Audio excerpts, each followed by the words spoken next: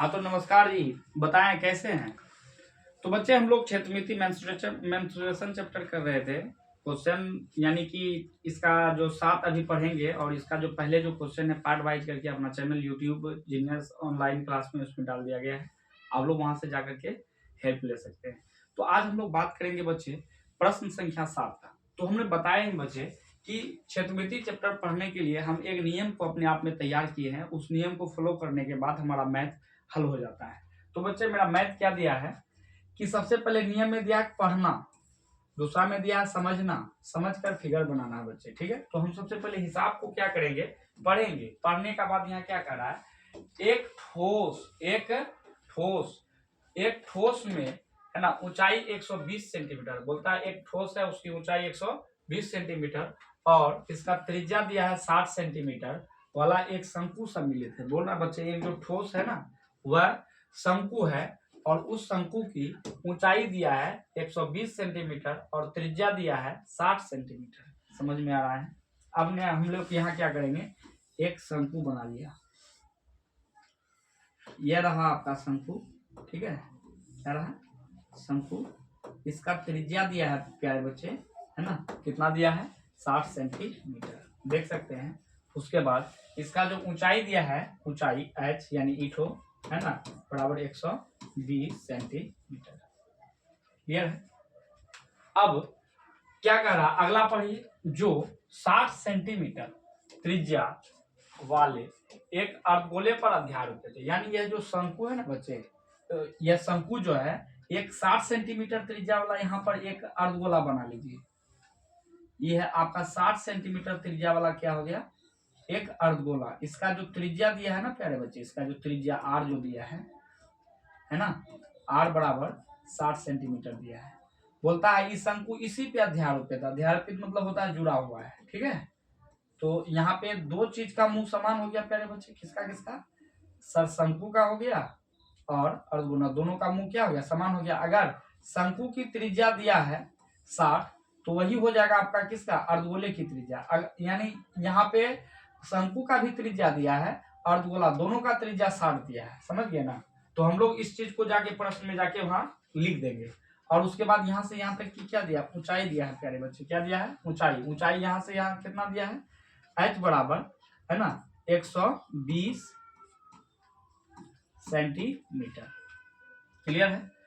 अब कह रहा है आगे पढ़ेंगे, इस ठोस को पानी से भरे हुए एक लंबवृत्त बेलन में इस प्रकार सीधा डाल दिया जाता है। यानी बोलता है यह ठोस जो है ना पानी से भरा हुआ एक बेलन है। यह आपका क्या हो गया, बेलन। यह आपका प्यारे बच्चे हो गया बेलन।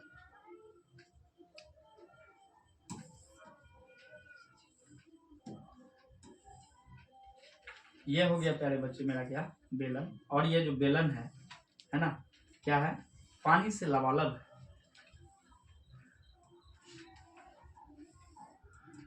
पानी से भरा हुआ क्या है, लबालब है। तो पानी हम क्या कर देते हैं, है ना, पानी व्हाइट कलर का होता है, व्हाइटे रहने दीजिए। समझ में आ रहा है। पानी किस कलर का होता है, व्हाइट कलर है, तो इसको व्हाइट पानी से ही हम क्या कर देते हैं, भर दिए। यह पानी हो गया बच्चे, क्या हो गया, पानी से क्या है, लबालब है।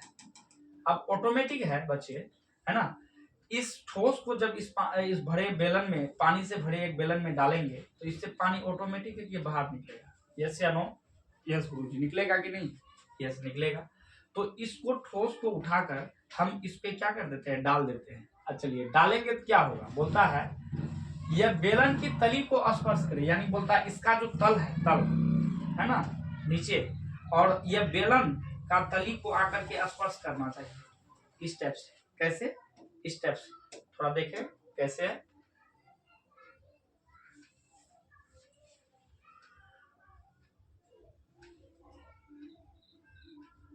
इस तरह से देखिए, दोनों का तली एक दूसरे स्पर्श कर रहा है, एक दूसरे को, है ना, कर रहा है। यस या नो। यह देखिए इसका तली है ना, बेलन का तली, और क्या बोलते हैं, अर्धगोला का तली। थोड़ा ध्यान से देखिए, गौर से, स्पर्श कर रहा है। चलिए स्पर्श कर रहा है।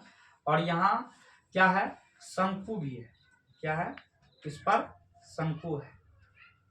तो ऐसे लिख देते हैं प्यारे बच्चे, क्या हो गया, शंकु, क्या हो गया, शंकु, इधर से इधर, इधर से इधर। तो कहना है इसका कि इसका जो त्रिज्या है ना बच्चे, इसका जो त्रिज्या है किसका, शंकु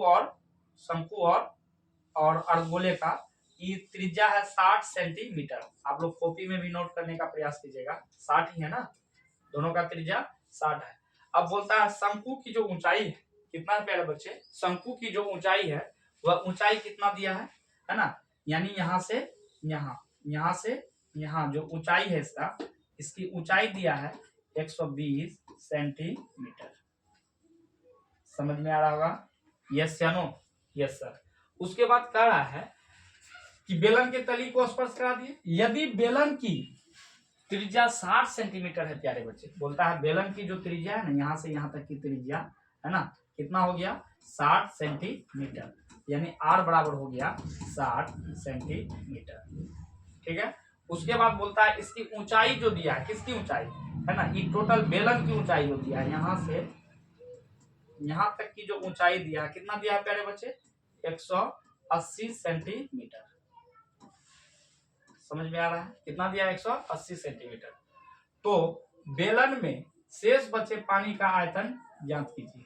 तो बेलन जो है इसमें शेष कुछ बच गया पानी, जब ऑटोमेटिक है प्यारे बच्चे, इसको जब डालेंगे और यह बेलन पानी से लबालब है, तो ये अपना हिसाब से जो भार है उस हिसाब से इसका क्या करेगा, पानी बाहर निकाल देगा। पानी जब बाहर निकालेगा तो इसका जो जहां जहां खाली बच जाता है, यहाँ देखिए, यहाँ खाली बच गया, यहाँ खाली बच गया, यहाँ खाली बच गया, है ना, इस खाली जगह पे प्यारे बच्चे, है ना, क्या रह जाता है, शेष बचा हुआ पानी रह जाता है ना। तो यानी इस बेलन में शेष जो बचा पानी है, इस जगह जो हम लोग डॉटेड कर रहे हैं, कितना पानी बचा है हमको वही निकालना है। समझ में आ गया होगा, यस या नो, यस। अब उसके बाद क्या करना है, हम लोग चलेंगे 1 नंबर नियम का शायद हम लोग पालन कर लिए कि हिसाब को पढ़ना है, पढ़ लिए, पढ़ के समझना, समझकर फिगर बनाना, यहाँ तक कर लिए, यस या नो। अब दूसरा नंबर का नियम का पालन करेंगे, यानी ईट हो, बोलता है हिंदी लिखना है। हिंदी में क्या लिखना है कि इसका त्रिज्या क्या दिया है, किसका क्या दिया है, वो चीज लिखना है।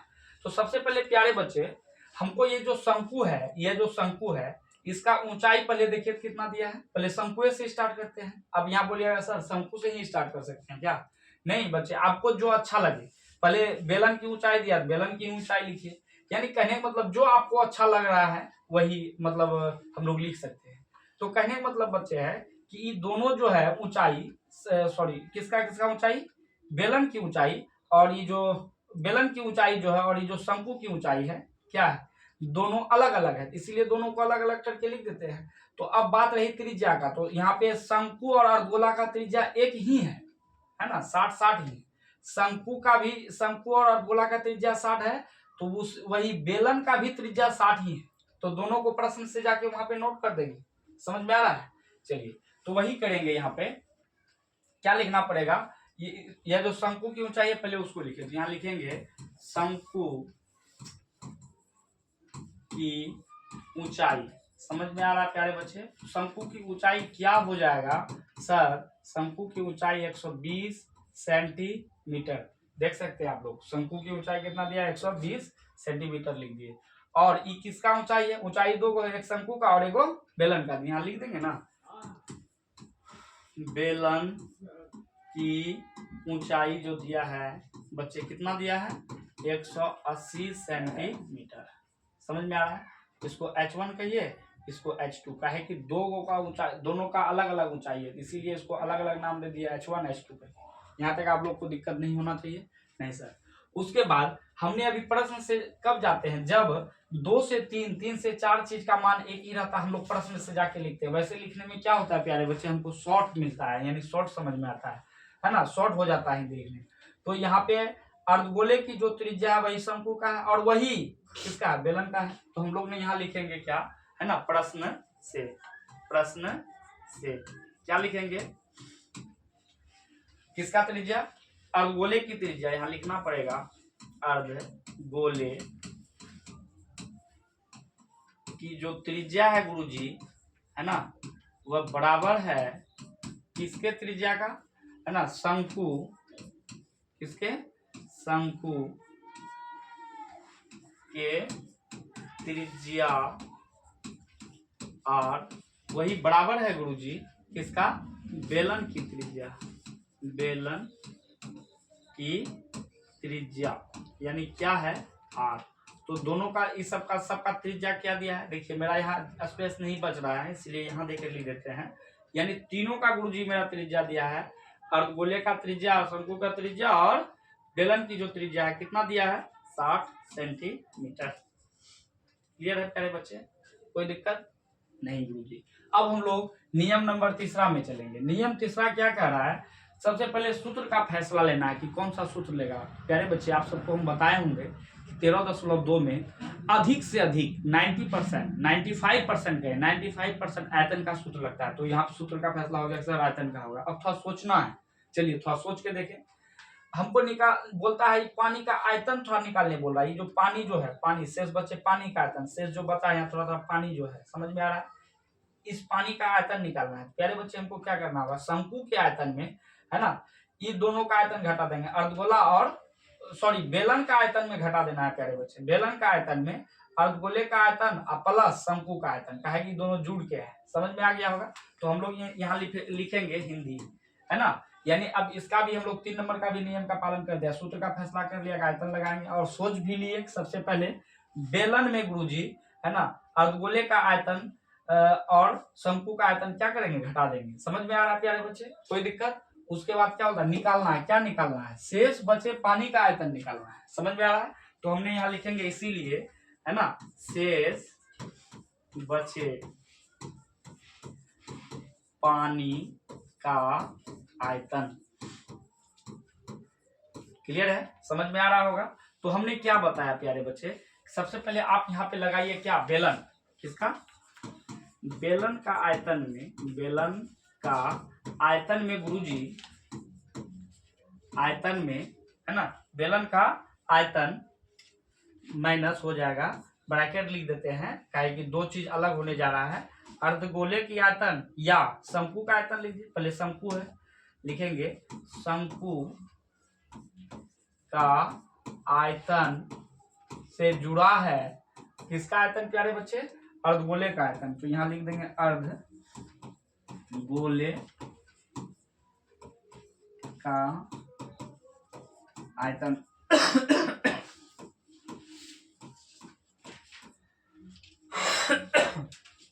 हो गया। तो हम पढ़ाए थे प्यारे बच्चे कि बेलन का आयतन क्या होता है, बेसिक में आप लोगों ने जाके देखा होगा। बेलन का आयतन होता है पाई आर स्क्वायर एच होता है, यस या नो, यस सर। उसके बाद शंकु का आयतन क्या होता है, शंकु का आयतन होता है प्यारे बच्चे 1/3 पाई आर स्क्वायर एच होता है, यस या नो, यस सर। उसके बाद प्लस अर्धगोले का आयतन क्या होता है प्यारे बच्चे, अर्धगोले का आयतन होता है 2/3 पाई आर क्यूब। क्लियर है, समझ में आ रहा है। तो उसके बाद आप क्या करेंगे बच्चे, यहाँ पे सबका मान अलग अलग दे करके भर दीजिएगा, वो भी बन जाएगा। क्लियर है। उसके बाद है ना कॉमन लेंगे, वो भी बनेगा। तो कॉमन लेके हम लोग थोड़ा सा बना ले इस हिसाब को। कॉमन लेने के लिए प्यारे बच्चे इसको देख के उतारना होगा। ये जो चिन्ह है इसका ब्रैकेट में जा करके, ब्रैकेट के अंदर में घुस करके चिन्ह परिवर्तन कर देगा। यानी ब्रैकेट मतलब होता है ना, ई माइनस से जहां प्लस है वहां जाकर के माइनस बन जाएगा, जहां प्लस है वहां माइनस बन जाएगा। जैसे यहाँ पे प्लस छुपा है, प्लस गुना माइनस, माइनस ले लेगा। और यहाँ भी क्या है, प्लस है, प्लस गुना माइनस करेंगे माइनस। यानी कि ब्रैकेट के अंदर में जो जितने भी चिन्ह है, अगर वह प्लस में है तो वह माइनस का रूप ले लेगा गुना करने के बाद, माइनस में है तो प्लस का रूप ले लेगा। समझ में आ गया। तो हम लोग थोड़ा सा आगे बढ़ते हैं, आगे बढ़े। चलिए आगे में हमको क्या करना है, चिन्ह परिवर्तन यानी कि गुना करना है। तो बेलन का आयतन क्या हुआ था, बेलन का आयतन पाई आर स्क्वायर एच होता है। समझ में आ गया। उसके बाद माइनस है ना, शंकु का आयतन था। तो यहाँ पे सबसे पहले गुना कर लीजिए आप, थोड़ा सा देखिए ध्यान से है ना। ई माइनस जो है क्या है, ई माइनस ई प्लस से गुना होगा, चिन्ह में सिर्फ गुना होगा, माइनस गुना प्लस। तो माइनस गुना प्लस क्या हो जाएगा, माइनस हो जाएगा। तो यहाँ पे हो जाएगा मेरा है ना minus 1/3 pi R square H हो गया। समझ में आ गया। फिर उसी तरह प्यारे बच्चे हम लोग गुना करेंगे। यहाँ पे यहाँ देखिए माइनस है, यहाँ प्लस है, प्लस गुना माइनस क्या हो जाएगा, माइनस हो जाएगा और जो मेरा मान है वही हो जाएगा वहाँ, है ना। तो यहाँ पे लिखेंगे, है ना, -2/3 पाई आर क्यूब। क्लियर है, समझ में आ रहा होगा।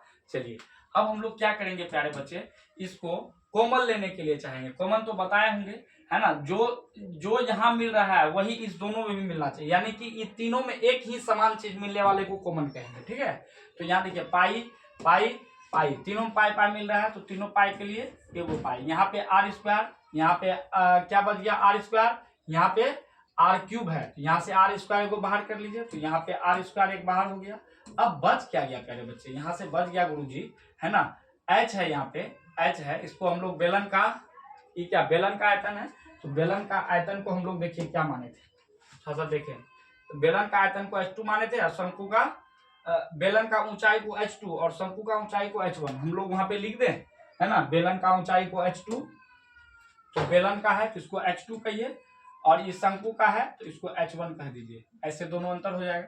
तो h2 का मान यहाँ भर दिए प्यारे बच्चे, उसके बाद क्या हो जाएगा, h2 का मान हो गया, उसके बाद क्या हो जाएगा प्यारे बच्चे, यहाँ बच क्या गया -1/3, यहाँ पे h1 बच गया, और यहाँ पे माइनस है तो माइनस लिख दिए, समझ में आ रहा है।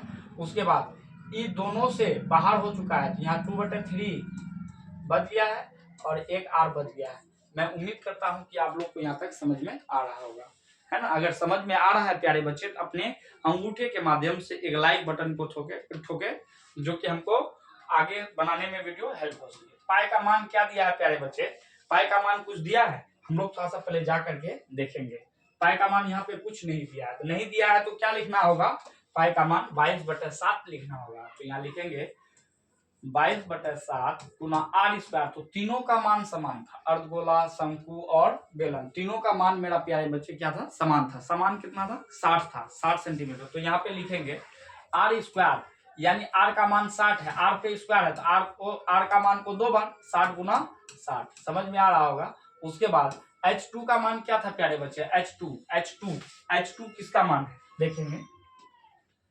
चलिए h2 का मान 180 है, h1 पूछेगा तो 120 देना है, ठीक है। तो h2 का मान क्या है ना, h2 का मान 180, ये ना है।